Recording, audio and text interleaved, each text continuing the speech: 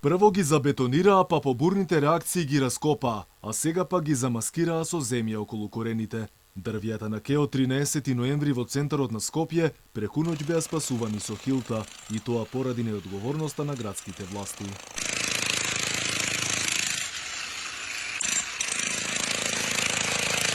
Работниците има обврска целосно да ги ослободат дрвјата од бетонот и околу корените да дополнат со земја.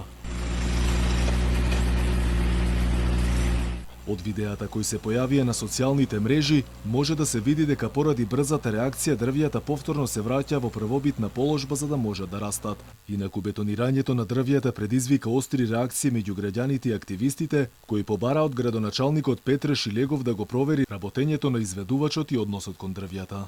Ова докажува дека едноставно луѓето кои што го работеле ова не се разбираат во тоа што го прават, и едноставно не може вие да бетонирате дрва кои што и градските власти долго време ветуваат дека ќе се одбетонираат и ќе се ослободат во градот.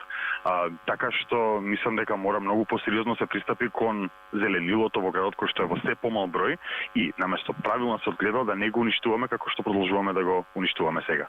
Социјалните мрежи буквално зовреа откако градот Скопје ги бетонираше корените на дрвјата.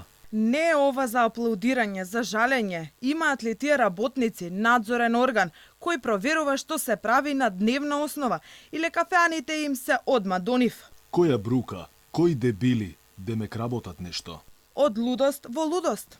Инаку денеска сликата на терен беше како ништо да не се случило. Работниците си ја бркаа работата и го поплочува останатиот дел од теренот. Инаку реконструкцијата на кеот од мостот Слобода кај Холидей Ин до камениот мост чини 1,5 милиони евра, средства кои се обезбедени од градот Скопје.